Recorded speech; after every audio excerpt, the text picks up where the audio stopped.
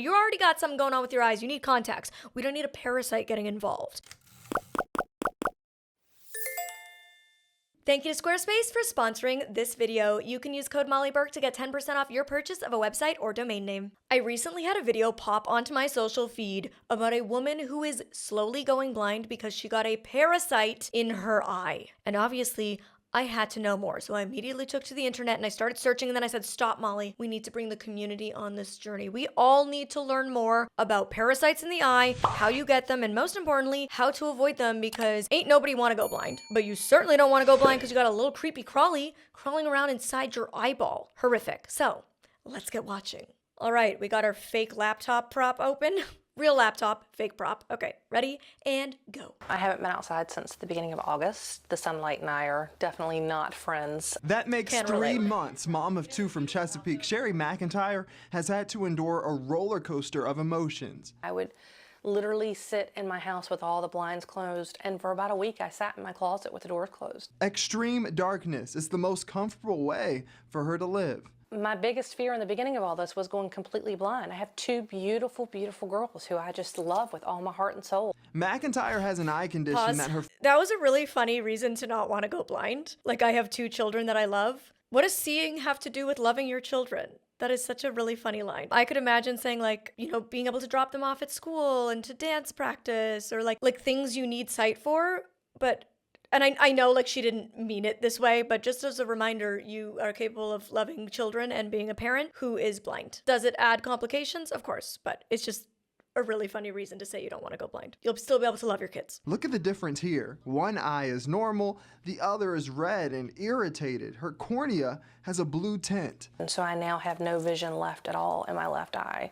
It's practically like I'm just looking through a piece of frosted glass at all times. The mom says she was then referred to another specialist who began treating her symptoms. What they thought I had was shingles on the cornea of my eye was actually, it's called acanthamoeba keratitis. It's a single cell parasite. Acanthamoeba, the CDC defines it as a microscopic, free-living amoeba that can cause rare but severe infections of the eye. Pause. I feel like, isn't there like a brain-eating amoeba? I feel like I've heard of people who like go swimming in humid weather and they'll go in like a still body of water and they'll get like a brain-eating amoeba up the nose and die. Parasites are no joke, y'all. That is, oof. From water, even soil. Doctors say it's rare to get in your eye, but the most common way for that to happen is dirty contact lenses and cases.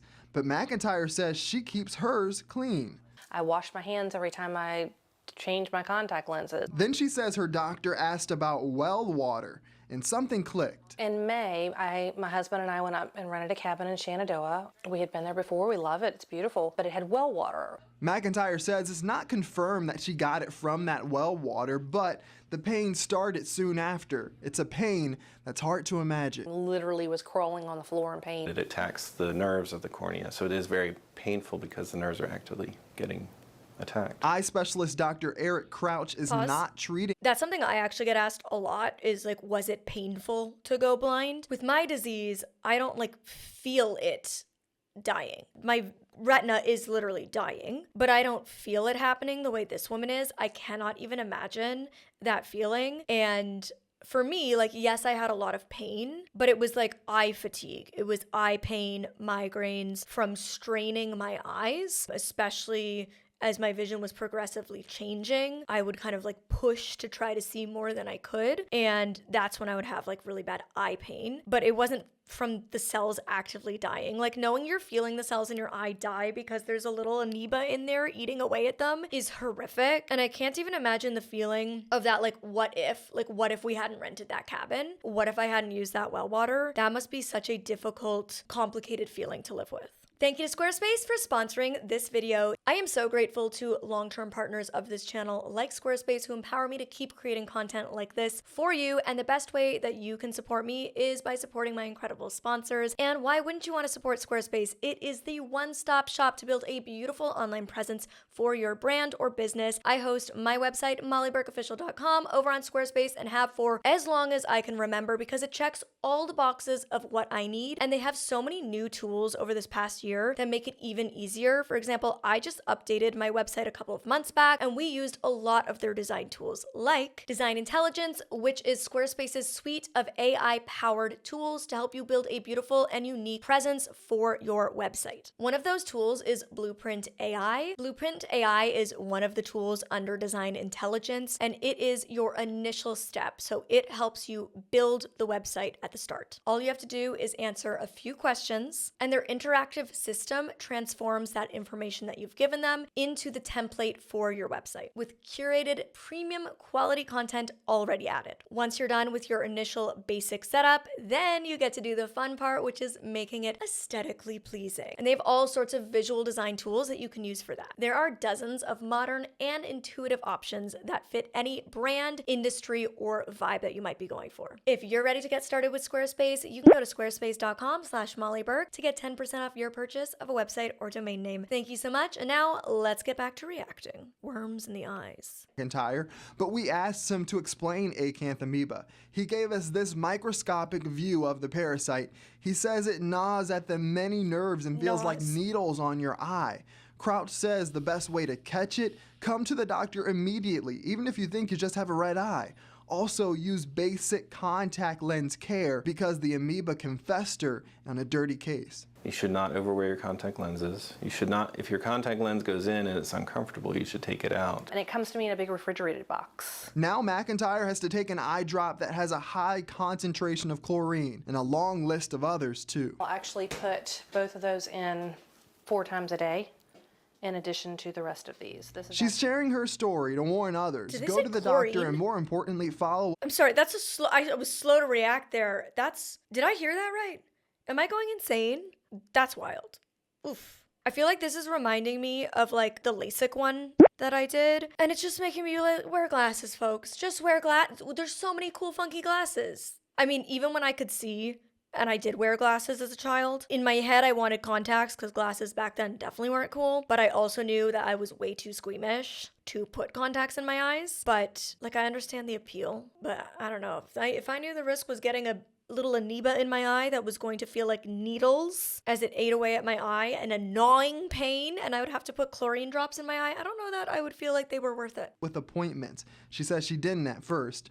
This whole experience has changed her life, but she thinks it will be in a good way. I'm going to be able to look back and see that God closed one eye to maybe make me turn the other one inside and kind of look and do some self-reflection. And hopefully my girls will learn from this. And right now, McIntyre is unemployed. She had to stop running her business because of this condition. But through it all, she says her marriage has actually become stronger. Now, recovery could last for months, nice even a year after she gets a cornea transplant.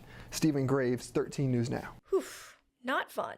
Not nice. It's just a reminder that truly in life, anything can happen. I'm glad she's like finding positive. I'm glad her husband is really rallying around her. That can be very challenging when disability or illness enters an established relationship. Honestly, I often think about the fact that I'm very glad I met my partner as an already blind person because he knew what he was signing up for. There was no surprises here. But I know that it is very difficult when that happens within a relationship. But ultimately, like, that is what marriage is about. So it's really nice to hear that her husband is very supportive through this, through what sounds like a painful and long recovery process, you know, through adapting, unable to work right now because she doesn't have the skills she would need as a blind person. And I'm sure just the chronic pain and the time it's taking to commit to recovery and whatnot. But truly, anything can happen at any time. Just be grateful for every single thing you have. It's so cliche, especially at the like beginning of the year. But I feel like it's, yeah, like who would think going on vacation for a weekend and maybe contacting well water would lead to potential blindness? And she's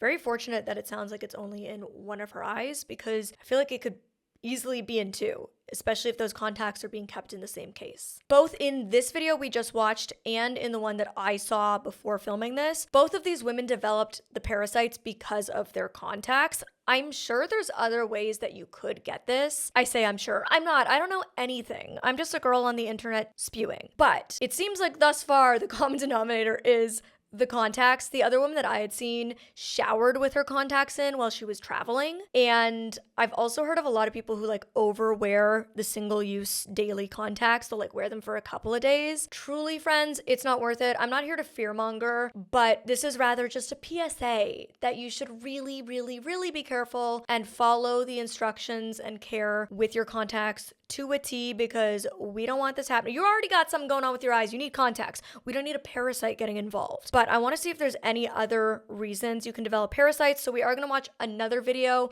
I have no idea where it's going, but apparently this woman found worms in her eye. Don't you hate when you wake up and you have eye crusties? Oh, and those eye crusties are 14 worms. Welcome back to What's Trending. I'm Danielle Radford. Subscribe for more trending and social media news every day. Are Abby worms Beckley in the eyes noticed something trending? itching in her eye, and when she pulled it out, found it was a wriggling little worm. Abby was on a fishing trip in Alaska. Doctors there could only send a couple of the worms to the CDC No. to be analyzed. Her doctor didn't know what it was. Absolutely not. But then he went in and found 2 more worms in her eye. And then she went to a special ophthalmologist who pulled out 2 more Stop worms. it, I can't One worm, breathe. that's just a weird occurrence. 2 or 3 worms, nothing weird there. But more than 5 worms? That's not a coincidence. Okay, we are about to show you a gross image of an eyeball. Ooh. It's only gonna be up for like 2 seconds. but Gross if you image do not for wanna the next see 2 a seconds. disgusting eyeball, close your eyes now. Ow! Yeah, no, I didn't look at it. I'm not looking at a gross eyeball. The funny thing is, when Abby first went to the hospital, the doctor couldn't find any worms. She said, I kept thinking, show yourselves! You have to show yourselves! That always happens, right? You take your car to the shop and it's just fine. You go to the eye doctor and all of a sudden all of your disgusting worms just disappear. She eventually went to an infectious disease specialist in Portland. And between her and the CDC, they made a chilling discovery. Abby had been infected with a species of eyeworm that typically only exists in cattle. It's called Thalassia gullosa, and it's spread by Pause. flies. Stop it right now. This is how I find out there's more than one kind of eyeworm, eye parasite. This is horrific. I was prepared for the other one because I had seen that other girl with her contacts. This is now confirming there is more ways to get eye parasites and more kind of parasites to get in the eye. The fact that this woman pulled out physical worms and then doctors pulled out more physical worms is the most horrific thing. I literally feel like I can't breathe. This is so foul. Flies just love drinking those liberal cow tears. Oh, I'm sorry, Mr. Cow Snowflake. Are you triggered by these flies drinking your cow tears? These cows are such beta cucks. It turns out, She's a doing few the weeks most. back, Abby had been walking through cattle fields in southern Oregon, and a fly must have brought the worm larva into her eyeball. This all happened to Abby in 2016, but the medical report was just published in the American Journal of Tropical Medicine and Hygiene. The doctors who wrote the Pause. report say, I think we have all, at least once in our life, had like a bug fly into our eye. We get sometimes here in LA like these little teeny tiny gnats. And I have at least twice had one fly literally into my eye that I'm like, ah, and I'm like trying to dig it out. It's so gross.